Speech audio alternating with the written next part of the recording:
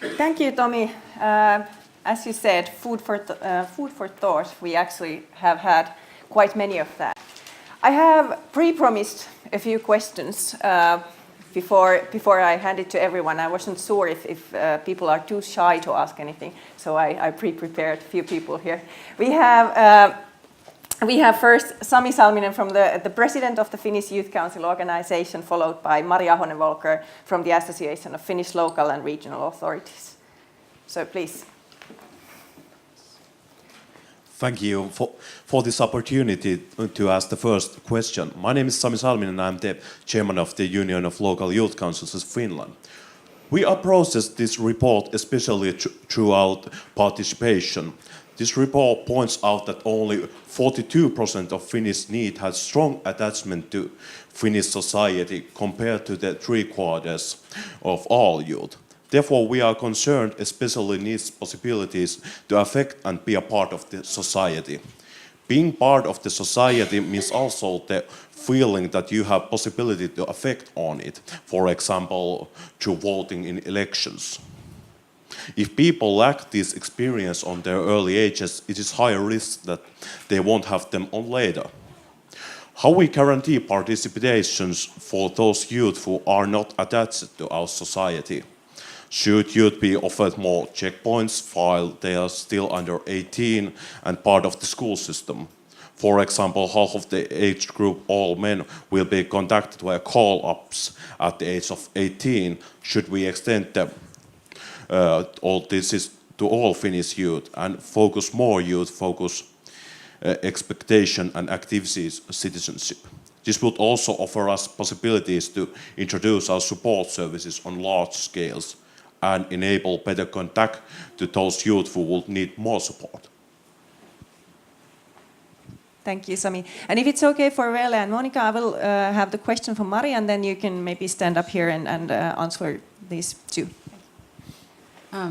First of all, thank you for the report. I had a chance to read it in advance, and my head is full of questions, and I'm puzzling between the practical and ethical issues at the moment. But as a permanent secretary, Lehikoinen in the morning encouraged us. I pick the more politically interesting topic here first. Maybe later on within the conversation I can ask more questions. But one of the first recommendations in your report is increasing the length of compulsory education by raising the compulsory schooling age up to 18 years.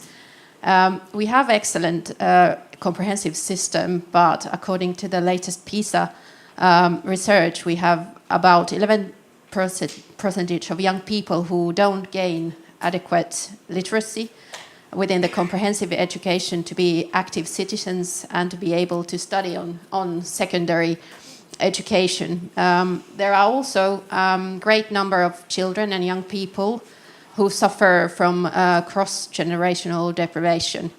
And I'm afraid that they will not gain any improvement of their situation with the suggested universal rise of the compulsory schooling age. There are, of course, also a lot of supporting facts for this suggestion. So could you tell us what you base your recommendation of extending the compulsory education on? And also, I would like to ask if you had any specific examples of any countries where this kind of procedure has had positive outcome on young people's education, educational careers or employability. Thank you, Mari. Can you hold this? So I now invite Monica and Vele, which one or both of you can come here. I know we have another mic somewhere. Ellie, you have it? Or well, you can use these mics if they are on. Okay. Yeah. Well, maybe first on the participation one. That, of course, is a crucial issue in practically all OECD countries. How do you make sure that young people are more engaged. We recently ran a survey which was called Risks That Matter, and Finland also participated in that survey, where we asked people about their expectations, the risks that they're worried about, social risks, how they think that government is doing, and how they want social policy to change. And what we found quite surprising is that overall, the younger people had a less negative view about government and government policies than the older people and middle-aged people. So it was actually quite stunning, even though youth were often struggling more than older people. And one of the big successes of policy in the last decades has been the reduction of old age poverty. And you saw that in the Finnish numbers as well. So a lot has been done for older people, yet they're the ones who are most unhappy with policy. And at the same time, they're most pessimistic at government's views or on the view that whether government listens to them. Because we also ask people the question whether they agree or disagree with the statement, government doesn't listen to people like me. And strangely, we thought that young people would say, you know, nobody listens to us, we're disengaged. Young people were actually more likely to think so. And another result from this survey was we asked people also, what area of public policy do you want government to spend on more, okay? Including, we asked them whether they'd be willing to spend, you know, because we framed the question. First we said, what do you want people to spend more money on? And then we said, if you had to pay 2% more of your income, what would you want the government to spend it on? Most countries, or very many countries, said pensions, because they were just kind of really worried about old age poverty. In Finland, 53% of the people said we want the government to spend more on education, which is a quite surprising result, given how well developed the education system is and so on. So that already gives you some indication, and that links to the second question, that apparently Finns want more spending on education rather than different areas. But what people also voiced very strongly was the other point you made, was that people are worried about social mobility and children not doing as well as their parents, which was another thing that was quite salient in Finland. So while this is not part of this study, I would invite you to look at this survey, and there's a country note for Finland which highlights the most important results. It's called Risks That Matter, and you can find it on our website. And now I'll let you answer the specific hot potato question. Thank you. So thank you for your question. We also had, we met with your colleagues when we were here last year. We had very interesting discussions with them. So to answer your question, in Finland has a very good system of outreach youth workers, which does not exist in many other OECD countries. So in that sense already, Finland is a step ahead. And I must say that they're doing really an excellent job in trying to reach out to those young people who are no longer engaged with the society. We also spoke to because you mentioned the military service, and also there we spoke to the people of the Time Out program, which I also found extremely interesting, because they really pick up on young men who are rejected from the military service and kind of provide them psychological services, provide them support to reconnect them or reintegrate them with the society. So there are a number of mechanisms already in Finland which are much more developed in Finland than in other countries. Now, for example, one suggestion that I could make in some Southern European countries, they work a lot with social media. So they have outreach youth workers active on social media. They develop games to connect with these young people that otherwise would not connect with society. And young people spend so much time on social media. So kind of to get them there, get their interest there, and try to motivate them. So this is one suggestion that came to my head at the moment. Now to move to the question on compulsory schooling age. So it is true that this change will not necessarily. It will not solve all of the problems, of course. If there's intergenerational problems, that needs a much more broader family approach, and you need targeted services from a very young age to work and both with the parents and with the children to work away this disadvantage. Now, the advantage of such schooling age, compulsory schooling age at a later age, is currently at the age of 16, young people finish ideally their lower secondary education, and then at that age many of them may not see any interest in pursuing their education, but at least by postponing that decision, by obliging them to continue studying until the age of 18, they're forced to at least start upper secondary education. They may not necessarily finish it, but at least by then they have started something. And then the cost of not continuing is higher than when they would not have started it from the beginning. So, and it's really trying to also another aspect of this measure would mean that, because in Finland compulsory education is free of charge, right? You would have to provide free books, free meals, and so on. So if costs are a problem for these families with intergenerational problems, often also have low income problems. So if cost would be a reason not to continue, they start working because then they get money instead of paying for their books in upper secondary education. So it could be one additional element to convince them to continue education. So it will definitely not solve the issues that are mentioned, but that's also not the aim of that change. And for there, you really need schools cannot do, of course, everything alone, right? They need this support network outside schools, which is already quite extensive here in Finland, I must say. It just would have to be better developed across the different regions. Maybe I can just add one more thing to that. Remember the slide on the high-skilled needs? I mean, it's very unlikely that by age 16 you're going to have a skills level that will enable you to participate in that labor market and fulfill the needs of a very high-skilled job. I mean, unless you say, okay, well, they can stop at 16 and come back at 20 and continue the lifelong learning process. But if you lose them at 16, it's just, I think for a society that invests so much in education before, it seems like a waste. And I think you asked for examples. There's actually there's several countries. Now I lost my page again. There's several countries who are actually moving in that direction and extending the compulsory schooling age. So we recently had a meeting with the French ministry, and they're considering to expanding as well to the age of 18.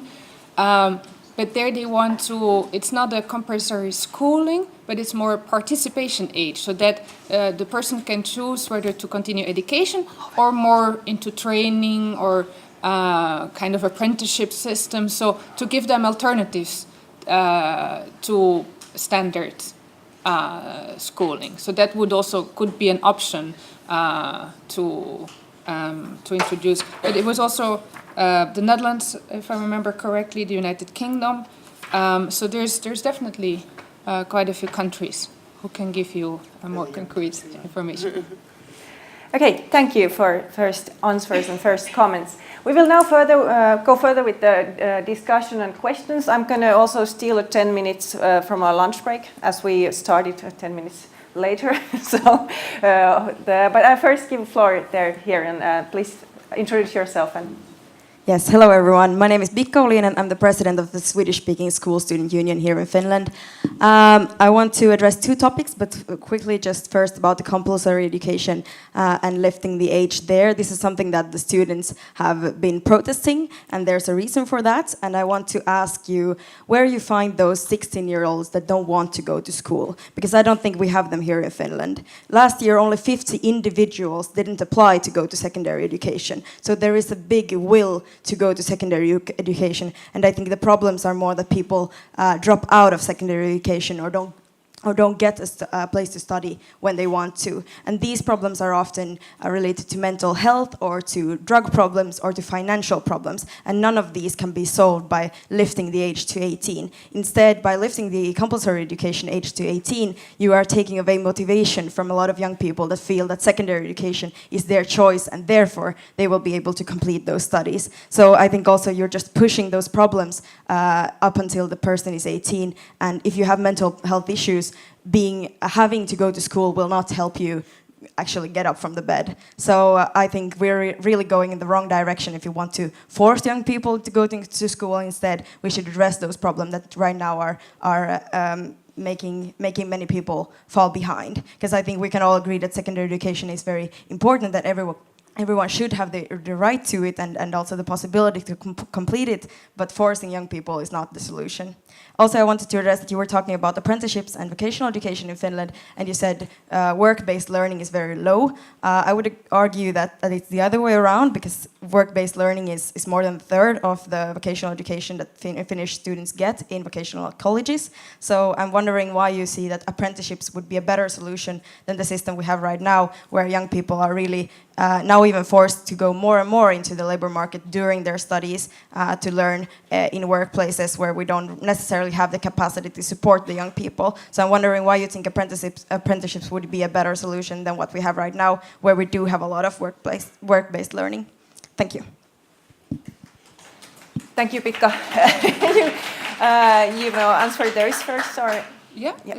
So thank you very much for these insights. That's definitely important, and it's good to hear that there's so few young people then who would not want to continue higher education. So, well, I would say that it could also be a way to give more incentives than for schools to properly provide support for these young people. You mentioned that as we also show with our statistic, that the problem is really that they're not finishing their education. So there's really, it seems that there's, as we also mentioned, there's a need really to provide proper support for these young people.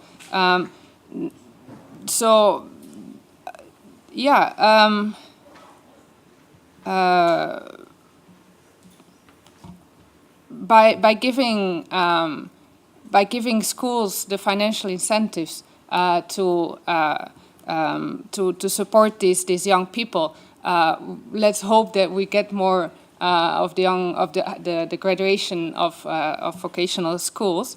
But yes, so it's our analysis is based on good experiences in other countries, and there it really had it shows that it's mainly for the poorest parts of the youth population who benefit from such. So maybe the overall, the most motivated students, of course, it will not make a difference. But really, for the poorest part of the population and for the most disadvantaged, there is a clear advantage in these countries. You could really see that it increased the participation of young people in upper secondary school. Can I just add something to that? There's an example for France has a highly selective school system also, and you can see there's a lot of discouragement. And you can see that some of the schools are actually cream skimming and concentrating on the best students who they know they're going to take them further, and the chances of them going to university are higher. And then there's a certain amount of people who just get dropped off, because at some point the schools who want to be seen well, I don't know if this is a problem in Finland, but in a highly selective system where very few people can immediately go on to university, there is a risk that these people you get identified as somebody, well, they're not going to make it. And in France, you can see some schools that try to have their good records and their good performance seen, that they would prefer to give these people to other streams, and that nobody worries about them anymore. And it's a regional problem as well, depending on, I thought that was extremely interesting what you showed, that the regional disparity, there's just, I think, a big risk that people drop off. And it's not a surprise that in France, where there is a huge segregation by income, but also by regional, by where you live and so on, that they are now considering to make it compulsory, just to force schools, as Viale said, to actually think about this and do better, and not just say, okay, we're focusing on the best students, these people are going to go to great schools and so on, and the others we're just going to kind of, well, somebody else's problem. But if they're also motivated, then it wouldn't make a difference, would it? Because my initial reaction is that if you say they're also super motivated, we just don't want to be forced because we want to make that own choice. Well, great. Then, if it's not a problem, then why even be against it? Thanks. I'm one of those students that would not have been able to complete my degree unless it would have been my own choice, especially for young people struggling with problems that have something to do with mental health, for example. Forcing is not a way of motivating more. The problem is not for the motivated students in general, those that are most motivated, but those that are somewhere in between, that have struggled, for example, in compulsory education, and then finally found, for example, something that they want to study in vocational education, and they're like, yes, this is my choice, this is something I'm going to work for, and that's what you're taking away when you're forcing them to go there. And that's what you're taking away when you're saying that you cannot make this decision yourself, but we, the adults in the society, we make these decisions. And that's why young people are against this, because this is also not something that will help those, of course, the poorest that don't have money, for example, for school. Just lifting the age is not what's helping them, but, for example, providing free school materials or better student grants, that's what's helping, not the forcing again. So I really don't think that you answered the question. Thank you. Let me try to answer the other question you had on the apprenticeship.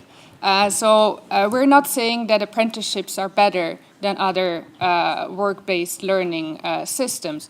The part of the vocational reform was that the reform opens the door to more different options of work-based learning, and one of them was apprenticeships. Now, one observation that we made is that in Finland, the interest of employers in Finland in apprenticeship was very low. So if the Finnish government would want to make this a successful reform in opening the possibilities of different workplace learning, then they need to find a way to better engage employers into this new model of work-based learning. And so that's why we provide you examples from different OECD countries where Finland can find inspiration on how to engage employers. It's not necessarily that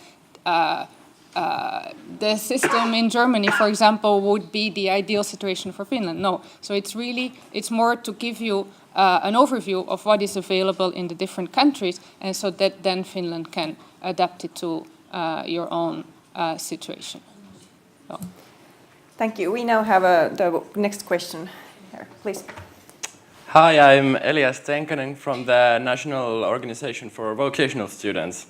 I thought that I would be quiet, but since Bikka started it, I have to have my say. Firstly, in many polls, there is actually a majority of young people who support extending compulsory education.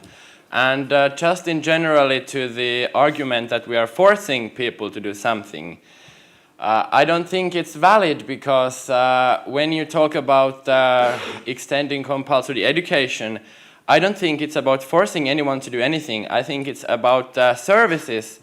Of course, you can't force someone to, sit in class, but I think the thing about extending compulsory education, that you give the responsibility of offering those services and offering different ways to complete the compulsory education to young people, that you give the responsibility to the state. So I don't think anyone, at least to my knowledge, who supports extending compulsory education has suggested that people should be forced to do anything. But the point is offering services and different kinds of options to complete your compulsory education. But yeah. Thank you, Elias. This is a sort of as one of the hot potatoes in Finland. We still have time for maybe one more question, if there is some. Yeah, there in the middle. Matilda Vrede-Jäntti from the University of Helsinki in social work. Thank you, this was very interesting, many good points, interesting figures.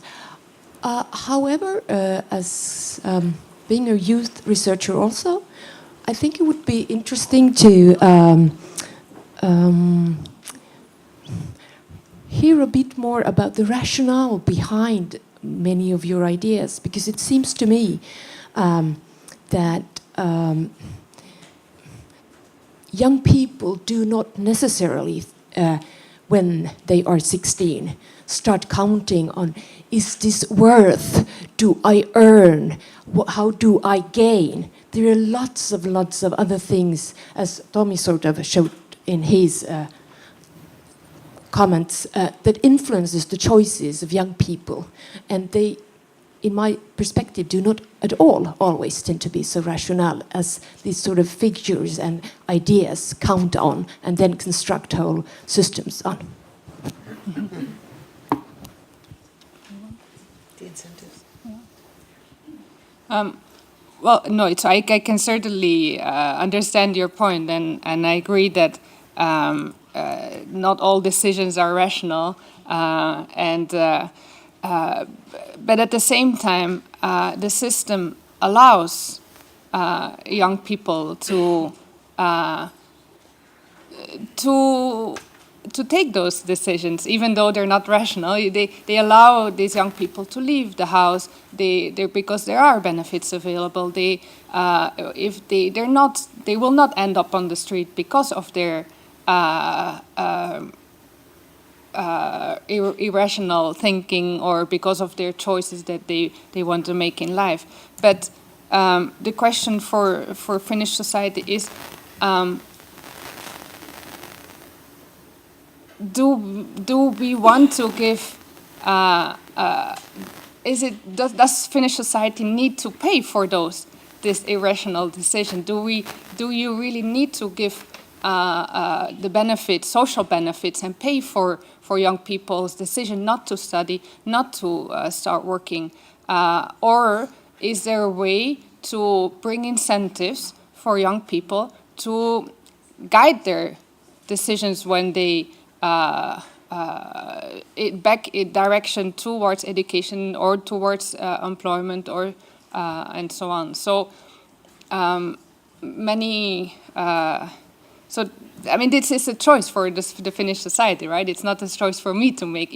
If that's a choice that the Finnish society wants, then that's fine. But that also means that it's a costly system. Does the average Finnish taxpayer want to pay for such a behavior, or do they want another system? That's a choice for you.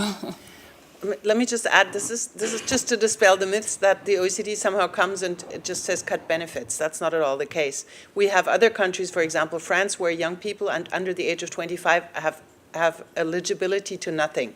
Because if they haven't been employed for, they don't get unemployment insurance and there's no social assistance for them. So basically, before you're 25, you get nothing. If you look at the numbers between 25 and 29, they recuperate quite a bit and many of them are in benefit. But there we say this is not acceptable. You cannot do this to young people. So this is not about just saying don't pay people money. I think it's really about thinking about what are the best ways to motivate people, and we've heard two different voices. You say you need liberty, you're motivated by making your own decisions and being responsible for yourself, and I'm sure that for many people is the best way to go, while others who might not be as motivated and self-driven as you are, for them this might be a different situation. So ideally you could tailor this type of support to every single person, that you find yourself in the system as well as somebody else where maybe for them it's not the right way because they don't have your drive and energy to go out there and do and find your way. So that again is difficult to. The one size fits all is certainly never, and particularly less for young people. And I mean, think about the people you know. There's extremely responsible 16-year-olds, and then there's people who are 25 and are totally irresponsible, and maybe they're still going to be irresponsible at 65. What do we know, right? And I think you're raising an issue here which is much bigger than youth policy. It's social policy, right? Finland also leaves its disabled people for a long time without help. And we've been working with Finland for years, for decades now, trying to fix the disability system and not get people offloaded into early retirement. That, again, is a societal choice. Just like with youth people, are you going to give up on people who are 55 and who have a health issue and say, it's much easier to send you off with money on pension, we're not just going to not worry about you anymore? For me, that's the same type of question. So it's not only about young people, it's about how society deals with people who, for whatever reason, are excluded from participation. I'm not even saying paid labor market. So I see this whole issue as part of something much bigger, which affects all ages and all people in Finland, no matter who they are, what their educational background is, whether they're migrants or not migrants, whether they live in remote rural areas or in the center of Helsinki. I think all of that's why it's a bigger, I would say, arbitrage or negotiation between the different groups of society in which all of them should have a say. Okay, thank you. We now have the lunchtime, so I think